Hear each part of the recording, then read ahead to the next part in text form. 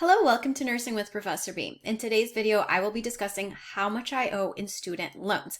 But first, make sure you hit the like button, make sure that you subscribe, and make sure you turn on that notification bell. All right, let's go.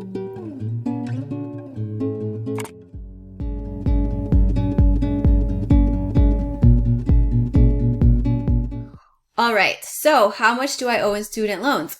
$1 million. Anyways, JK.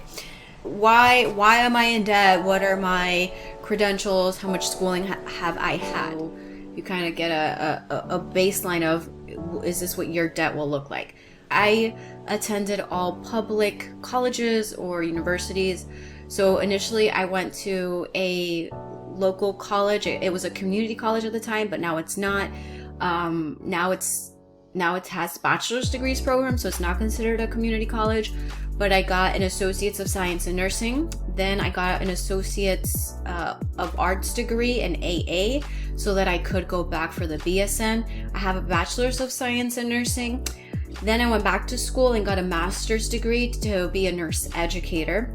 So don't do what I did. I love teaching, and after I was done with my bachelor's, I thought, I'm going to teach. I just want to teach. I will do that.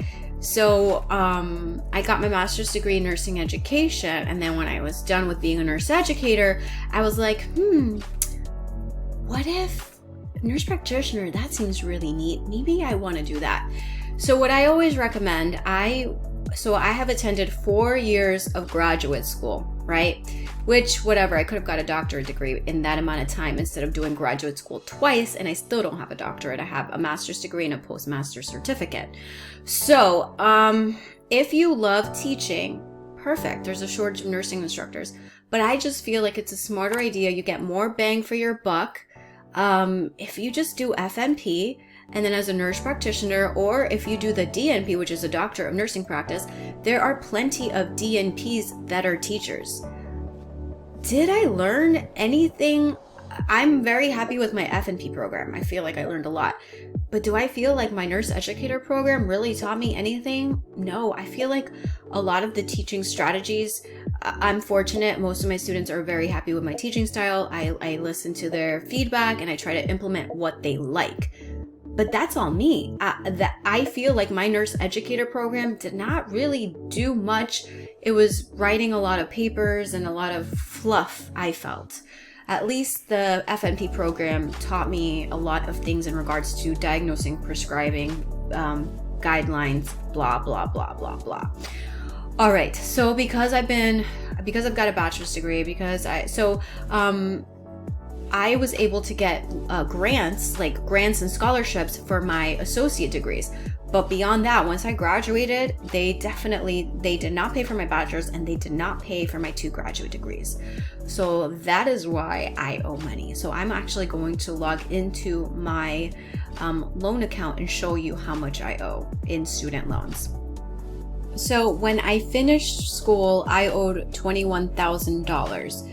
I have been making significant amount of payments on my student loan. Currently, I owe $19,037.34. What I've been doing in order to repay my student loan back quicker is to make a payment on the loan that has the highest interest rate. So I'm going to show you what I mean in a minute. So what you're going to select is you're going to pay by group. And then as you can see, I have an interest rate. I have loans at an interest rate of 3.6, and then my highest.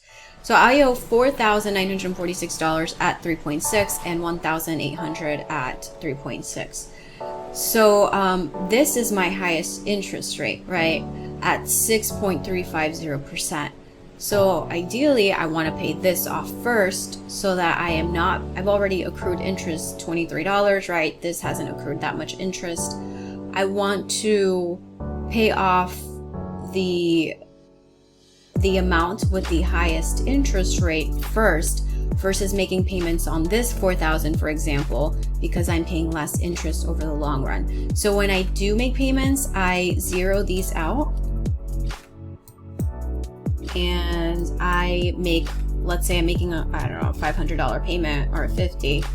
I have been sacrificing a lot. Like, I do not go out and spend money. I'm trying to pay this back ASAP. So that's how much I owe in student loans. I initially owed $21,000 after graduate school, 2 times around.